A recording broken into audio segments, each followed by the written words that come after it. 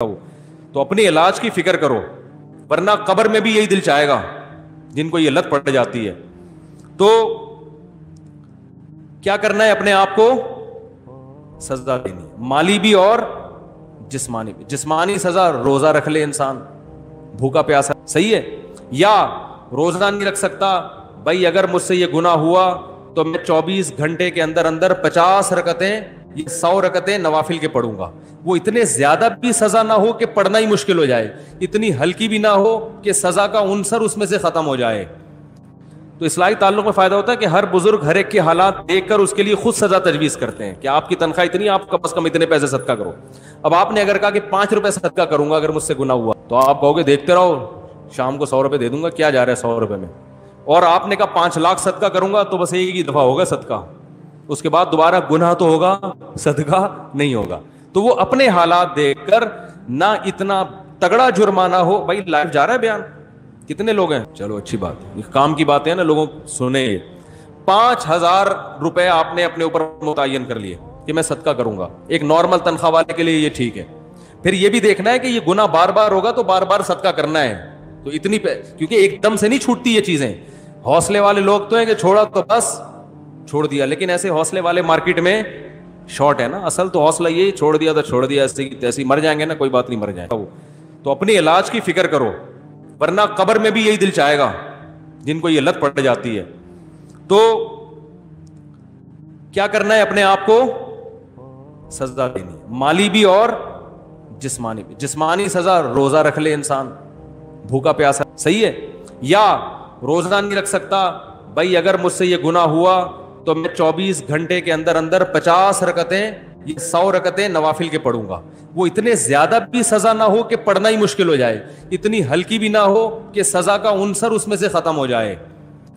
تو اصلاحی تعلق میں فائدہ ہوتا ہے کہ ہر بزرگ ہر ایک کے حالات دیکھ کر اس کے لیے خود سزا تجویز کرتے ہیں کہ آپ کی تنخواہ اتنی، آپ کم از کم اتنے پیسے صدقہ کرو۔ اب آپ نے اگر کہا کہ 5 روپے صدقہ کروں گا اگر مجھ سے گناہ ہوا، تو آپ کہو گے دیکھتے رہو شام کو 100 روپے دے دوں گا، کیا جا رہا ہے 100 روپے میں۔ اور آپ نے کہا 5 لاکھ صدقہ کروں گا، تو بس ایک ہی دفعہ ہوگا صدقہ، اس کے بعد دوبارہ گناہ تو ہوگا، صدقہ نہیں ہوگا۔ تو وہ اپنے حالات دیکھ کر نہ اتنا تگڑا جرمانہ ہو۔ بھائی لائف جا رہا ہے بیان، کتنے لوگ ہیں؟ چلو اچھی بات ہے، کام کی باتیں ہیں نا، لوگوں سنیں۔ 5000 روپے آپ نے اپنے اوپر متعین کر لیے کہ میں صدقہ کروں گا، ایک نارمل تنخواہ والے کے لیے یہ ٹھیک ہے۔ پھر یہ بھی دیکھنا ہے کہ یہ گناہ بار بار ہوگا تو بار بار صدقہ کرنا ہے، تو اتنی کیونکہ ایک دم سے نہیں چھوٹتی یہ چیزیں۔ حوصلے والے لوگ تو ہیں کہ چھوڑا تو بس چھوڑ دیا، لیکن ایسے حوصلے والے مارکیٹ میں شارٹ ہے نا۔ اصل تو حوصلہ یہ چھوڑ دیا تو چھوڑ دیا، ایسے تیسے مر جائیں گے نا، کوئی بات نہیں، مر جائیں۔ اگر رشتے کوئی بھائی ناراضی چل رہی ہے تو آپ صلی اللہ علیہ وسلم نے فرمایا رشتے داری توڑنے والا جنت، بولو نا بھائی نہیں آئے۔ سگے بھائی سے ناراضی ہے، سال ہو گیا، 2 سال ہو گئے، بھائی سے بات نہیں کر رہا، بہنوں میں لڑائی ہوئی ہے، وہ بھائی جب الگ الگ شادی ہو گئے، الگ الگ رہ رہے ہیں، لڑکے کیا کرنا ہے؟ تم پہل کر کے دوستی کر لو، یا تو ایک ساتھ رہ رہے ہوتے ہیں نا، ہر وقت چپکے ہوئے پھڈے ہو رہے، تو ہم پھر خود ہی کہتے ہیں کہ سائٹ سوشل ڈسٹینس کا جو ہے نا سرٹیفکیٹ بنوا لو، پھر ہم خود مشورہ دیتے ہیں۔ جب الگ الگ ہے، وہ بہن اپنے میاں کے ساتھ رہ رہی ہے، وہ بھائی اپنی بیگم کے ساتھ الگ رہ رہا ہے، پھر کیوں لڑ رہے ہو؟ اگر لڑائی ہو گئی ہے سوری کرنے میں پہل کر لو، بھائی اس کی غلطی نہیں بھی آپ کی ہے، تو آپ معافی مانگ لو گے تو ثواب ہی ملے گا۔ لوگ کہتے ہیں میں نیچے میں چھوٹا ہو جاؤں گا، تو نبی نے فرمایا من تواضع للہ رفعہ اللہ، جو اللہ کے لیے جھکتا ہے اللہ اسے اٹھا لیتے ہیں، بلند کر دیتے ہیں۔ تو رشتہ داری جوڑنے کے لیے اپنے خونی رشتوں کو ہدیہ دینا سیکھو۔ خونی رشتوں، پیسے سمجھ رہے ہو، دعوتوں سے دوستی نہیں ہوتی۔ لوگ کیا کرتے ہیں، آج بہن کو عید پہ ہم نے دعوت بلا لی، بہت اچھی بات ہے، بلائیں بہنوں کو، اصل چیز ہے کیش، یہ دینا چھوڑ دیا کیونکہ اس سے جان نکلتی ہے، اس سے نہیں دیے جاتے۔ آج منتیں مانیں گے روزے کی، منتیں مانیں گے نمازوں کی، صدقے کی منتیں مارکیٹ سے شارٹ، ٹھیک ہے نا۔ اے اللہ میرا یہ کام ہو جائے تو اتنے روزے رکھوں گا، خواتین بھی مانو اتنے روزے رکھوں گا۔ پہلے صحابہ جو منتیں مانتے تھے نا، وہ یہ کہ میرا یہ کام ہو گیا تو اتنے پیسے صدقہ کروں گا۔ پیسے مارکیٹ سے کیا ہو رہے ہیں کہ اللہ تو میرے سارے بھی کام بنا دے، پیسے جیب کے، کام ہی یہی ہے کہ پیسے بچ جائیں، یہی تو کام ہے، تو وہی کام میں کیسے قربان کر دوں؟ تو رشتہ داروں کو پیسے دیا کرو، پیسے روکڑا، سمجھ رہے ہو، بھائی کو لفافے میں ڈال کے ڈالر دو، یہ ہدیہ ہے آپ کر رہا ہے۔ تو شیطان کو بتائیں یار کم از کم اتنا تو ہو رہا ہے نا کہ ترازو کے ایک پلڑے میں اگر گناہ آ رہے ہیں تو دوسرے پلڑے میں نیکیاں بھی تو جمع ہو رہی ہیں نا۔ کیا خیال ہے بھائی؟ صدقات و خیرات بھی تو غریبوں کو کھلانا, ان کی دعائیں, وہ بھی تو ایک پلڑے میں جمع ہو رہی ہے نا. اصل تو یہی ہے کہ گناہ سے تو بہرحال بچنا ہی بچنا ہے. ایک گناہ بھی عذاب جان بن سکتا ہے, لیکن شاید قیامت کے دن اللہ کی رحمت ہو جائے, اللہ کہیں یہ تیرے گناہ ہیں, لیکن فلاں موقع پہ تو نے روزہ رکھا تھا, فلاں موقع پہ تو نے نماز پڑھی تھی, تیرا دل نہیں چاہ رہا تھا, نفس کو مار کے تو نے نماز پڑھی تھی, سزا کے طور پر گناہوں کے وزن سے زیادہ ہو جائے. تو ادھر کچھ برے کام کر رہے ہو تو کچھ اچھے بھی تو لگا لو نا. تو چلو ادھر گناہ بڑھ رہے ہیں, ادھر نیکیوں کا گراف بھی تو اوپر جائے گا, کچھ تو سزا ملے گی تو اس میں کچھ تو کمی ہو جائے گی نا آخرت میں, اور یہ بھی ہو سکتا ہے کہ فل معافی ہو جائے. تو اصل تو ہدف یہی ہے کہ چھوڑنا ہی ہے بہرحال, لیکن ساتھ ساتھ پینلٹی بھی لگانی ہے. تو اس طریقے سے انشاءاللہ گناہ آہستہ آہستہ چھوٹ جائے گا. اور بہنوں کی وراثت ہے وہ تو فوراً جا کے حوالے کر دو, اس میں یہ نہیں کہ کل تک نہیں دی تو 50 روپے جرمانہ. وہ دو جتنے طارق روڈ کی دکانیں ہیں نا ابھی تک کھا کے بیٹھے ہوئے ہو, بہنوں کے جا کے ہینڈ اوور کر دو, فون کرو بھائی تمہارا یہ وراثت میں حصہ بنتا ہے, بتا دو کتنا بنتا ہے, ابھی سے بھیج دو, کیونکہ ابھی تھوڑا جوش پیدا ہوا ہوگا, ایک ہفتے بعد ختم. ٹھیک, تو اسی طرح جس کا حق لیا ہوا ہے, کوئی قرضے کھا کے بیٹھے ہوئے, فوراً لے جا کے ادا کر دو. علماء اس کا اہتمام کرتے تھے کہ حق لینے میں تاخیر ہو سکتی ہے, دینے میں تاخیر نہیں ہو. پریکٹیکلی کوئی کام ایسے کر کے دکھایا جائے تو سامنے والا کیا ہو جاتا ہے, شرمندہ, کہ بھائی شاید میں نے ایسا دعویٰ کر دیا جو کچھ تھوڑا سا زیادہ غلط ہو گیا, معاذ اللہ معاذ اللہ, میں نے مبالغہ کر دیا, تو میں اپنی دعوے پر نظر ثانی کرتا ہوں. یہ مثال ایسے جیسے آپ کسی بچے کی تعریف کر رہے ہو, دوسرا کہہ رہا نہیں یہ تو بڑا خراب بچہ ہے, آپ کہہ رہے خدا کی قسم ایسا فرشتہ پیدا ہی نہیں ہوا کائنات, پلینٹ ارتھ پہ اس جیسا پیدا ہوا ہی نہیں ہے. آپ نے کیا کیا, وہ بچہ کہیں ہیروئن پیتا ہوا پکڑا گیا, وہ ہیروئن لا کے دکھا دی, اس کی جیب سے پڑیا نکلی ہے, اب بولے گا تو آپ تھوڑے سے شرمندہ ہو گئے ہی نہیں ہو گئے, تھوڑے سے شرمندہ ہو گئے. پھر آپ نے چونکہ دعوے اتنے بڑے بڑے کیے ہوئے ہوں گے تو پھر آپ اس میں تھوڑی گھماؤ گے, بولے گے نہیں یہ چرچ اس کی نہیں ہے, ایکچولی کسی اور, لیکن ایک دفعہ جھٹکا آپ کو لگے گا. تو مشرک نے بھی یہی پالیسی اختیار کی. بھائی محمد صلی اللہ علیہ وسلم کہتے ہیں کہ موت کے بعد دوبارہ زندگی ہے, حساب و کتاب ہے. ہم ان کو بار بار کہتے ہیں اذا متنا وکننا ترابا, ارے بھائی ہم مٹی ہو جاتے ہیں, کیڑے کھا کے ختم کر دیتے ہیں, کتنی لاشیں جل جاتی ہیں, کتنی لاشوں کو درندے کھا جاتے ہیں, کون زندہ کرے گا. اس نے کہا یار ایسے سمجھ میں آ نہیں رہا, تو میں ایسا کرتا ہوں. وہ گیا پرانی ہڈی قبر سے نا تلاش کر کے, پتہ نہیں کس کی ہڈی ہوگی, اٹھا کے لایا اور پھر نبی کے سامنے رکھ کے کہنے لگا من یحیی العظام وہی رمیم, اے محمد صلی اللہ علیہ وسلم کون اس بوسیدہ ہڈی کو, اس ہڈی کو زندہ کرے گا جبکہ یہ سڑ گئی ہے. اس کا خیال تھا کہ محمد صلی اللہ علیہ وسلم شرمندہ ہو جائیں گے معاذ اللہ, یار یہ تو ایکچولی میں بھی حیران تو ہوں اب کیسے نا. نبی خاموش, فوراً آسمان سے جبریل وحی لے کر آئے. کیوں بھائی, میسنجر آف گاڈ کا کام. اللہ نے وہی جواب دیا کہ یہ ہڈی لا کے رکھ رہا ہے, آپ اس کے سامنے اسپم کا ایک قطرہ لا کے رکھ دیں, منی کا ایک قطرہ لا کے رکھ دیں, اور بولے کون ہے جس نے اس کو انسان بنایا.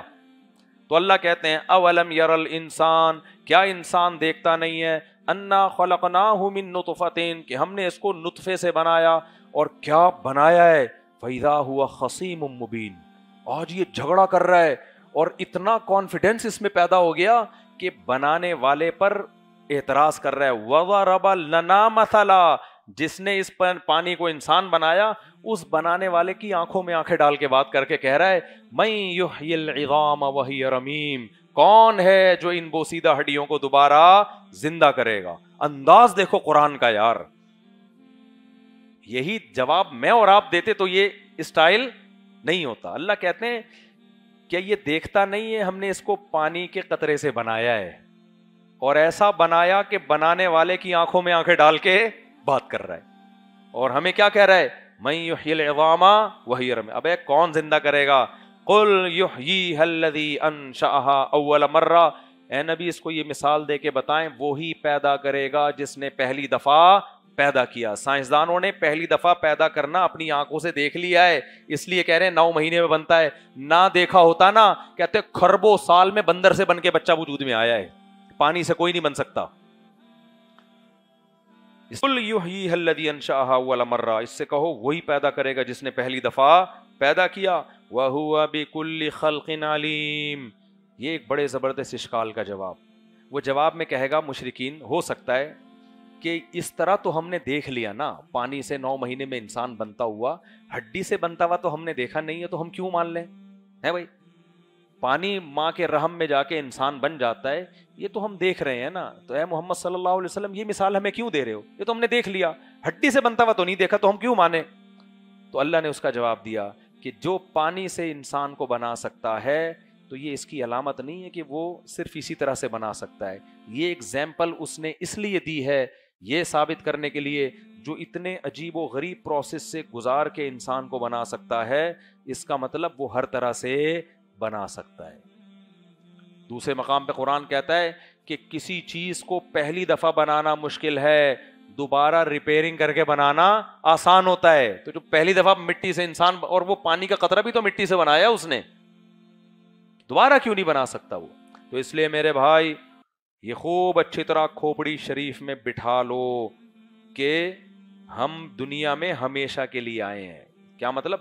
زندہ ہمیشہ رہیں گے، دنیا میں ہمیشہ نہیں رہیں گے، لیکن انسان فنا نہیں ہوگا، عارضی فنا ہے موت کی صورت میں، دائمی فنا انسانوں پہ نہیں ہے۔ اور ویسے بھی عقل کے خلاف ہے کہ یار انسان اتنی شاہکار مخلوق اللہ نے بنائی، کیا فنا کرنے کے لیے بنائی ہے؟ کوئی اس کا مقصد نہیں ہے، یہ ویسے بھی کھوپڑی میں آنے والی بات نہیں ہے۔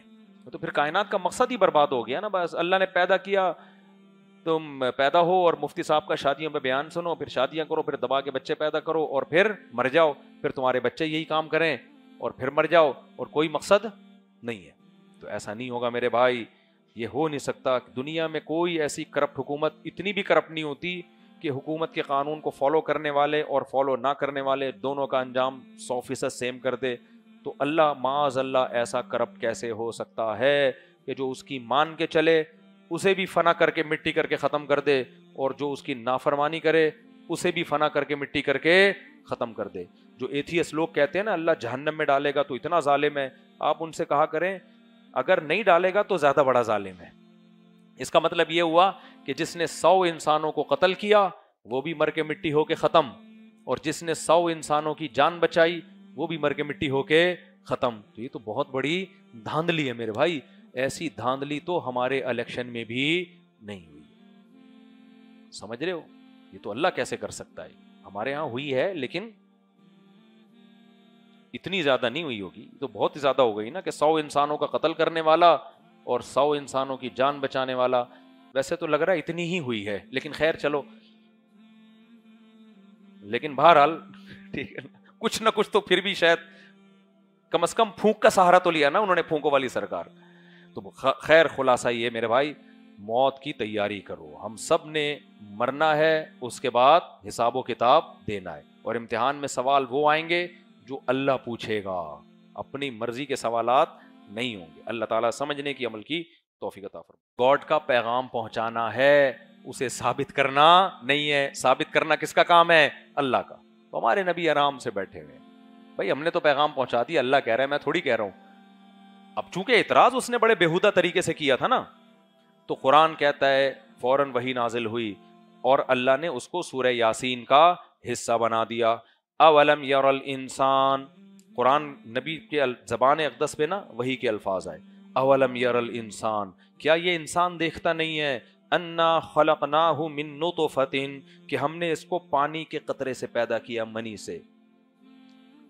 اگر کوئی کسی کے سامنے وہ پانی کا منی کا قطرہ لا کے رکھ دے اور سائنسدان کے سامنے لا کے رکھ کے بولے کہ 9 مہینے میں خدا اس کو انسان بنائے گا جس میں ناک بھی ہوگی، آنکھ بھی ہوگی، دل بھی ہوگا، دماغ بھی ہوگا، جگر بھی ہوگا، پھیپھڑے بھی ہوں گے، گھٹنے بھی ہوں گے، ناخن بھی ہوں گے، کوئی وسیم نہیں بنے گا، یعنی وسیم بنے گا، کوئی غفار بنے گا، کوئی چودھری بنے گا، کوئی ڈاکٹر بنے گا، کوئی سائنٹسٹ بنے گا، کوئی پائلٹ بنے گا، کوئی صدر یعنی استغفر اللہ کوئی وزیر اعظم بنے گا، کوئی کیا بنے گا، اور یہ ایسا، اور بنے گا کس سے؟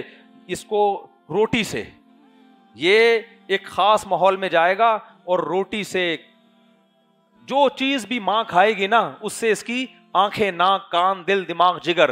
خدا کی قسم جس سائنسدان نے یہ منظر انسان کا بنتا ہوا اپنی آنکھوں سے نہ دیکھا ہو، وہ کبھی بھی یہ اس دعوے کو قبول نہیں کرے گا. وہ کہے گا یہ ہو ہی نہیں سکتا کہ اس پانی میں کوئی آنکھ, ناک, کان, دل, دماغ, جگر, گردے, پھیپھڑے, کلیجی اور پورا دماغ اور بلڈ کی سرکولیشن کا سسٹم اور احساسات اور جذبات بنا دے. یہ ناممکن ہے, تیرا دماغ خراب ہو گیا ہے. کروڑوں اربوں سال میں تو یہ پروسیس ہو سکتا ہے آٹومیٹیکلی, 9 مہینے کے اندر نہیں ہو سکتا. تو حکم ہے ان کو باپ بنانے کی اجازت بھائی نہیں. اگر آپ کی بیوی آپ کے بھائی کو بچوں پہ سختی کرنے یا نصیحت کرنے نہیں دے رہی تو بیگم کو بتاؤ بیگم اس میں تمہارا نقصان ہے, اس سے ریلیشن کیا ہوگا, کمزور, ریلیشن کمزور ہو جائے گا. اس سے کل میں زندہ رہتا ہوں نہیں رہتا کس کو پتا ہے, میں مر جاتا ہوں تو یہی باپ بن کے پالے گا. اس بھائی پالتے ہیں نا, چچا ہی تو پالتے ہیں. پھر تو اس کبھی ہمارے ماموں نے آگے ڈانٹا ہو تو ہمارے ابا, میرے بچے ہیں سسرال کا, میں اپنے سسرال کی انٹرفیئرنس برداشت نہیں کروں گا. یہ اب کے ڈائلاگ ہے, پرانے زمانے میں اس کو بد اخلاقی سمجھی جاتی تھی, بدتمیزی. کیسے سمجھائیں بھائی, کاش پولیس کی سمجھ میں آ جائے تو پھر پولیس سمجھائے گی آپ کو, لیکن ان کو بھی سمجھانا بہت مشکل. تو ماموں بھی بڑا ہے بھائی, وہ آپ کی ماں کی طرف سے بڑا ہے نا. ماموں نے آگے بھانجوں پہ ہاتھ اٹھا لیا تو شوہر بچوں کے باپ کو تکلیف ہو کہ تمہارے بھائی میرے بچوں پہ سختی کیوں کر رہے ہیں. بھائی تمہارے بھائی اس کے بچوں کے ماموں لگتے ہیں تو ماموں کا حق ہے کہ بھانجوں کو سلواتیں سنائے, ڈانٹے. پٹھانوں میں ایک چیز بڑی اچھی ہے, کوئی بھی ٹائٹ فیملی ریلیشن بڑا مضبوط ہے. آپ کے پی کے جائیں پشاور اور یہ سوات وغیرہ میں تو جاتا رہتا ہوں نا, کزن آئے گا نا, وہ کہے گا بچے کھیل رہے ہوں گے نا, کزن بڑا کزن ہے, وہ آ کے بچوں کو چٹکی دکھائے گا, بولے چلو شاباش مغرب کے ٹائم ہو گئے گھر. سارے بچے اس کے بھتیجے بھانجے اپنے بچے سب ایک ہی طرح سے ڈیل کر رہے ہوتے ہیں. وہ نہیں دیکھتے کہ یہ میرا ابا ہے یا چاچا ہے یا تایا ہے یا ماموں ہے. خاندان کا ایک بڑا آئے گا, چٹکی بجائے گا, بولے پتلی گلی سے نکلو, سارے چلے جائیں. کیونکہ خاندان کے سارے بڑوں کو باپ جیسا رائٹ ہی حاصل ہے. ایک بات میں خواتین سے کہتا ہوں, آپ کے بچوں پہ اگر آپ کا دیور ہاتھ اٹھائے تو آگے سے بولا مت کرو. بچے پہ باپ کا بھی حق ہے, چچا کا بھی حق ہے تربیت میں. چچا نے اگر اپنے بھتیجے پہ سختی کی, ڈانٹ دی, تو بچے کو یہ نہ سکھایا کرو کہ تم کون ہوتے ہو میری اولاد پہ ہاتھ اٹھانے والے. بچے کو بتاؤ کہ یہ بھی آپ کے چاچو ہیں, ان کا بھی رشتہ ہے, یہ بڑے ہیں. اگر انہوں نے کبھی ہاتھ اٹھا لیا, کبھی سختی کر لی تو بیٹا برداشت کرنا ہے. فوراً لڑائی شروع ہو جاتی ہے. دیور نے ہاتھ اٹھا کے مارا تو اپنے میاں کو بتاتی ہیں بھائی آپ تو چلو باپ ہو, یہ کون ہوتا ہے ہمارے معاملات میں دخل اندازی کرنے والا. وہ پھر کبھی بھی دخل اندازی نہیں کرے گا. کہے گا جاؤ تمہارے بچے تم سنبھالو. پھر وہ جب بھتیجی بڑی ہوگی, اس کی شادی بھی کی فکر ہوگی, بھائی تمہاری ٹینشن ہے, ہماری ٹینشن, ارے بول لو نا یار, نہیں ہے ہماری ٹینشن نہیں. پھر جب وہ بیٹا بڑا ہوگا, اس کو روزگار کی ضرورت ہوگی, چاچو بولے گا تمہاری ٹینشن ہے میری ٹینشن نہیں ہے. میں کیوں تعاون کروں بزنس میں اس کے ساتھ, میں کیوں جاب دلواؤں, میرے تعلقات ہیں, میں کیوں دلواؤں, میرا کیا ہے. ہاتھ تو اٹھانے دیا نہیں, اس وقت غیر تھا, اب اپنا کیسے بناؤں. ہم تو بھائی اپنے باپ سے بھی پٹے ہیں الحمدللہ, ابا سے تو بہت ہی پٹے ہیں, تمیز سے, طبیعت سے. اماں سے بھی پٹے ہیں, بھائیوں سے بھی پٹے ہیں. اور ہمارے بچے ہیں, ہمارے بھائی ان کو ڈانٹ دیں, ہم نے تو کبھی نہیں کہا کہ بھائی کیوں. ہم تو کہتے ہیں آؤ کبھی ڈانٹو کبھی پیٹو اپنے بھائیوں کو. ہمارا ابھی بھی بیان سننے کو تو بھائی کبھی کٹ لگائیں یار بچوں کی, ہمیں بھی اچھا لگے گا, بچوں کو احساس ہوگا بھائی یہ بھی کچھ حکم ہے. ان کو باپ بنانے کی اجازت بھائی نہیں. اگر آپ کی بیوی آپ کے بھائی کو بچوں پہ سختی کرنے یا نصیحت کرنے نہیں دے رہی تو بیگم کو بتاؤ بیگم اس میں تمہارا نقصان ہے. 5,000 روپے آپ نے اپنے اوپر متعین کر لیے کہ میں صدقہ کروں گا. ایک نارمل تنخواہ والے کے لیے یہ ٹھیک ہے. پھر یہ بھی دیکھنا ہے کہ یہ گناہ بار بار ہوگا تو بار بار صدقہ کرنا ہے. تو اتنی کیونکہ ایک دم سے نہیں چھوٹتی یہ چیزیں. حوصلے والے لوگ تو ہیں کہ چھوڑا تو بس چھوڑ دیا, لیکن ایسے حوصلے والے مارکیٹ میں شارٹ ہے نا. اصل تو حوصلہ یہ چھوڑ دیا تو چھوڑ دیا, ایسے مر جائیں گے نا, کوئی بات نہیں مر جائیں. جگر مراد آبادی شراب سے توبہ کی تھی تو بیمار ہو گئے, مرنے لگے, تو ڈاکٹروں نے کہا, حکیموں نے کہا کہ تھوڑی سی پی لیں. انہوں نے کہا مر جائیں گے نا تو کیا ہو گیا بھائی, جنت میں چلے جائیں گے. جب شراب سے توبہ جنت میں جانے کے لیے تو کی ہے تو مر گئے تو اور کیا چاہیے. لیکن ایسا اسٹیمنا یہ جگر کا ہو سکتا ہے, جس کے جگر نہیں ہے ہر ایک کے پاس ایسا جگر ہوتا نہیں ہے. تو اصل تو یہ ہے, نہیں چھوٹ رہا تو بھائی فری شیطان کو بے لگام نہ کر دو, سزا دو. جیسے ہی گناہ ہوگا 2 رکعت توبہ کے ساتھ گڑ گڑانا بھی ہے کہ اللہ ہو گیا اب نہیں کروں گا. صحیح ہے نا. شیطان کہے گا پہلے بھی تو یہی کہا تھا اب نہیں کروں گا, دوبارہ یہی کہہ رہے اب نہیں کروں گا. تو شیطان کو بولے جب اللہ توبہ قبول کرنے کے لیے تیار ہے تو تیرے پیٹ میں مروڑ کیوں ہو رہا ہے؟ صحیح ہے نا؟ شیطان پتہ ہے توبہ چھڑوا دیتا ہے, کہہ رہا ہے تیرے سے تو بار بار یہی کہہ کے جاتا ہے, پھر کر لیتا ہے, تو چھوڑ اب نہیں کر. تو شیطان سے بول کہ جب گناہ کرتے ہوئے شرم نہیں آ رہی تھی, حالانکہ توبہ کر کے گیا تھا نا, تو توبہ کرتے ہوئے شرم کیوں آئے بھائی؟ شرم تو گناہ کرتے ہوئے آنی چاہیے تھی کہ ابھی توبہ کر کے گیا ہوں پھر گناہ کر رہا ہوں. کرتے ہوئے شرم نہیں آ رہی, گناہ کرتے توبہ کرتے ہوئے شیطان جو ہے نا آپ کو شرمیلا بنانے کی کوشش کر رہا ہے. تو کیا کرنا ہے؟ گناہ ہو جائے تو فوراً سب سے پہلے تو 2 رکعت پڑھ کے اللہ سے معافی مانگ کے توبہ, اور فوراً اپنے اوپر جو آپ نے پہلے سے سوچا ہوا تھا اس وقت نہیں سوچنا. جیسے کوئی کہے اسٹریس ختم کرنے کے لیے ہیروئن پی لو, پینے کے بعد تو ایسی اسٹریس ختم ہوگی کہ آپ کو لگے گا دنیا میں مجھ سے زیادہ خوش کوئی ہے نہیں, لیکن اسٹریس اس سے بڑھتی ہے, پھر اور مانگے گا اور پھر اسٹریس سے ہی مر جائے گا وہ جا کے. تو ایسے ہی یہ جو فحش چیزیں دیکھی جاتی ہیں یہ اسٹریس کو وقتی طور پہ ختم کرتی ہیں, حقیقت میں یہ اسٹریس کو بڑھاتی ہیں. ایسا آدمی خوش نہیں رہ سکتا. تو کسی کو زنا کی عادت پڑ گئی اور کسی اور طرح سے اپنی خواہش پوری کرنے کی عادت پڑ گئی, انٹرنیٹ پر فحش فلمیں دیکھنے کی عادت پڑ گئی, تو توبہ بھی کرنی ہے اور ساتھ ساتھ علاج کے لیے جسمانی اور روحانی دونوں معالج سے رابطہ بھی کرنا. روحانی معالج تو ماہر نفسیات ہیں, بہت سے ماہر نفسیات کو اللہ نے بڑی مہارت دی ہوتی ہے, ان سے رابطہ کریں. ملک میں بہت ہیں, کراچی میں بہت ہیں, ان کے پاس جائیں, بولیں بھائی اگر وہ کہنا کوئی فرق نہیں پڑتا, بولو بھائی فرق پڑتا ہے, مجھے یہ بیماری چھڑواؤ, ٹھیک ہے نا, مجھے یہ عادت چھڑوانی ہے, میں آپ کو فیس اسی چیز کی دوں گا, جس دن آپ نے چھڑوا دیا اتنے پیسے آپ کے, لیکن وہ ایڈوانس میں لے لیتے ہیں فیس, تو کچھ خرچ کرو نا اللہ کے لیے. تو ماہر نفسیات اور اللہ والوں سے اصلاحی تعلق بھی قائم کریں. کسی بزرگ سے بیعت ہو ان کو بتائیں, تو آپ کو ایک نسخہ میں ویسے ہی بتا. پھر بزرگوں کے پاس رش اتنا ہے لوگوں کا کہ وہ آپ کو ٹائم دیں کہ اگر آپ کے ساتھ کوئی ایسا مسئلہ ہے تو بھائی کچھ علاج میں بتا دیتا ہوں. سب سے پہلا تبلیغ میں 4 مہینے کے لیے نکل جاؤ. تو چھوٹنے کی عادت پڑتی ہے چھوڑ کے, کچھ دن دل مچلے گا, جب ایک طویل عرصے تک نہیں دیکھو گے تو پھر دیکھنے کی عادت ختم, بلند کر دیتے ہیں. تو رشتہ داری جوڑنے کے لیے اپنے خونی رشتوں کو ہدیہ دینا سیکھو. خونی رشتوں, پیسے سمجھ رہے ہو, دعوتوں سے دوستی نہیں ہوتی. لوگ کیا کرتے ہیں, آج بہن کو عید پہ ہم نے دعوت بلا لی, بہت اچھی بات ہے, بلائیں بہنوں کو, اصل چیز ہے کیش, یہ دینا چھوڑ دیا کیونکہ اس سے جان نکلتی ہے. اس میں نہیں دیے جاتے آج. منتیں مانیں گے روزے کی, منتیں مانیں گے نمازوں کی, صدقے کی منتیں مارکیٹ سے شارٹ, ٹھیک ہے نا, اے اللہ میرا یہ کام ہو جائے تو اتنے روزے رکھوں گا. خواتین بھی مانے اتنے روزے رکھوں گا. پہلے صحابہ جو منتیں مانتے تھے نا وہ یہ کہ میرا یہ کام ہو گیا تو اتنے پیسے صدقہ کروں گا. پیسے مارکیٹ سے کیا ہو رہے ہیں کہ اللہ تو میرا سارے بھی کام بنا دے, پیسے جیب کے, کام ہی یہی ہے کہ پیسے بچ جائیں, یہی تو کام ہے, تو وہی کام میں کیسے قربان کر دوں. تو رشتہ داروں کو پیسے دیا کرو, پیسے روکڑا, سمجھ رہے ہو, بھائی کو لفافے میں ڈال کے $1 دو, یہ ہدیہ ہے آپ کو. اگر وہ اپنی توہین محسوس کرتا ہے, چھوٹا بھائی مجھے کیوں ہدیہ دے رہا ہے, سائٹوں سے بھجوا دو. کسی دوست کو بولو یہ تم دے دینا, میرا نام نہیں آنا چاہیے. بہنوں کو ہدیہ دے دیا کرو. زکات دے رہے ہوتے ہیں بہنوں کو, ٹھیک ہے, زکات بھی دینا جائز ہے, ثواب ملے گا, لیکن زکات دینے کا مقصد ہوتا ہے کہ اب اپنی ذمہ داری ہماری کیا ہو گئی پوری. بھائی زکات تو غریبوں کا حق ہے, بہن غریب ہے تو ایک تو اس لحاظ سے, لیکن بہن کا حق تو اس لحاظ سے بھی ہے کہ وہ بہن ہے, اس کو تو زکات کے علاوہ. ایک بات میں خواتین سے کہتا ہوں, آپ کے بچوں پہ اگر آپ کا دیور ہاتھ اٹھائے تو آگے سے بولا مت کرو. بچے پہ باپ کا بھی حق ہے, چچا کا بھی حق ہے, تربیت.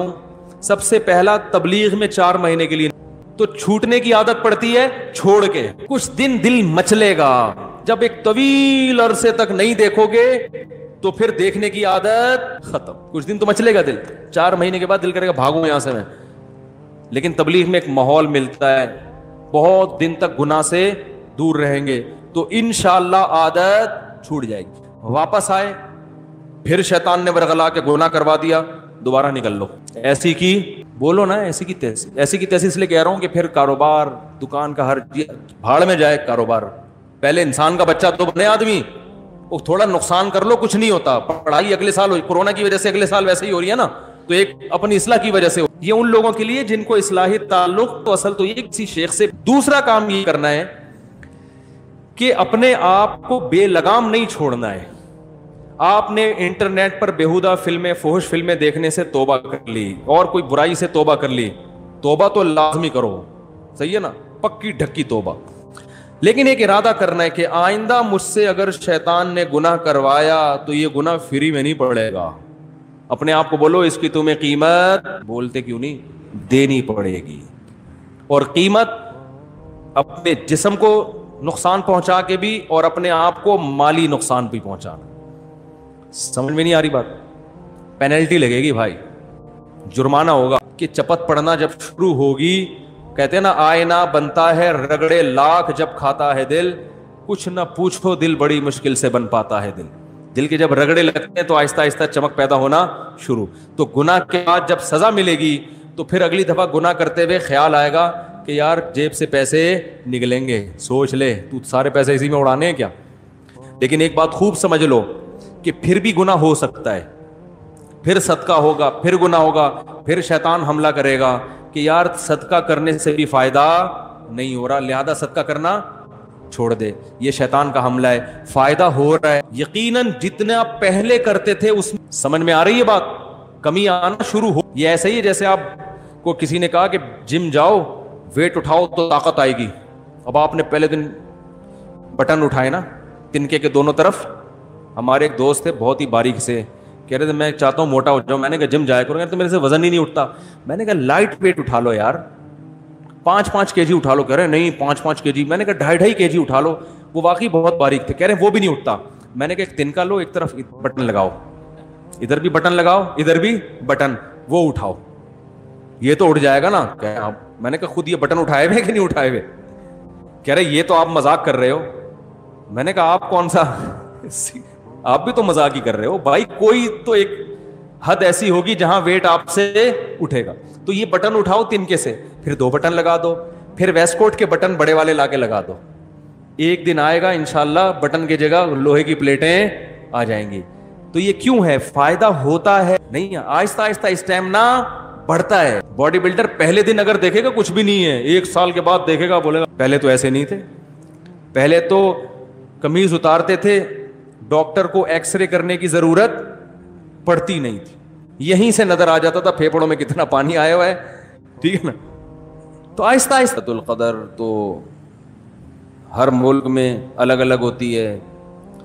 آج یہاں 27ویں. تو اس بارے میں خوب کہ جتنی عبادتیں شریعت نے ہمیں دی ہیں اور ان کے وقتوں کے جو فضائل بیان کیے ہیں وہ ہر ملک کے اسی حساب سے ہوں گے. اللہ نے حکم دیا اقیم الصلاۃ لدلوک الشمس, سورج کے ڈھلکتے ہوئے نماز پڑھو. سورج طلوع ہونے سے, تو آپ جہاں نماز پڑھ رہے ہوگے وہاں کا سورج مراد ہوگا یا جاپان کا؟ بولو نا بھائی کیا ہو گیا؟ جاپان میں ہو تو جاپان میں سورج طلوع ہو رہا ہے, پاکستان میں ہو تو پاکستان میں. ابھی جاپان میں تو پتہ نہیں کیا ٹائم ہو رہا ہوگا. تو جیسے نمازوں کے اوقات ہر ملک کے اپنے حساب سے ہوتے ہیں. سعودی عرب میں فجر کا ٹائم جب داخل ہوتا ہے تو ہمارے ہاں فجر گزر چکی ہوتی ہے, مغرب اشراق کا وقت بھی ختم ہو چکا ہوتا ہے. تو اب کوئی کہے کہ میں سعودیہ کے حساب سے چلوں گا, تو سعودیہ میں تو بھائی فجر کی نماز جب آپ ہو رہی ہوتی ہے تو یہاں سورج طلوع, بلکہ یہاں جب فجر ہو رہی ہوتی ہے وہ تو پیچھے ہے نا 2 گھنٹے. ہاں یہاں سورج طلوع ہو چکا, وہاں مغرب کی ہوتی ہے اور یہاں عشاء کی ہو رہی ہوتی ہے. تو جیسے نمازوں میں ہر ملک کا اپنا ایک طریقہ ہے, اپنے وقت ہیں, تو ایسے ہی جو سال کی تاریخیں ہیں, عید ہے, بقرعید ہے, یوم عرفہ ہے, لیلۃ القدر ہے, آخری عشرہ ہے, یہ سب اس ملک کے حساب سے ہو. اتنی ٹینشن لینے کی بھی ضرورت نہیں. پھر تو نہ رمضان, نہ شوال, نہ تراویح, نہ عید. پھر کیا عید چاند 29 کا ہوتا ہے, 30 کا ہوتا ہے, پھر کیا کرنا ہے؟ جب روزانہ عید ہے نا پھر تو کل سے ہی پراٹھے کھانا شروع کر دو دن میں. آج 27ویں رات ہے, کل 27واں روزہ ہے, کل صبح اٹھ کے کھاؤ طبیعت سے. پھوڑو. انگریز تو سارے انگریز صبح اٹھ کے روزہ رکھیں گے, کل ہیں پھوڑیں گے, برگر کھائیں گے, پیزا کھائیں گے. ان کو تھوڑی اس سے ٹینشن ہے رمضان کیا ہے, شوال کیا ہے, حج کیا ہے. حج ہوگا کہ نہیں ہوگا لوگ پوچھ رہے ہیں نا.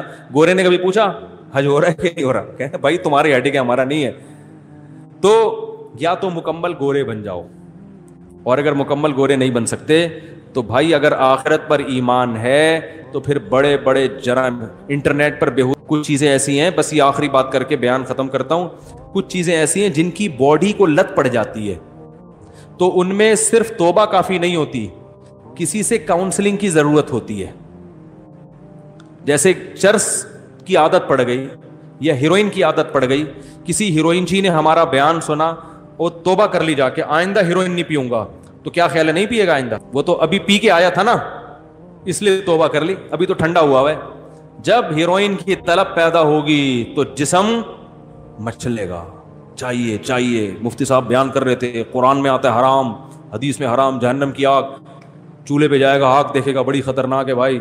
لیکن جو آگ اندر جل رہی ہے تو یہ باڈی کی ریکوائرمنٹ ہوتی ہے.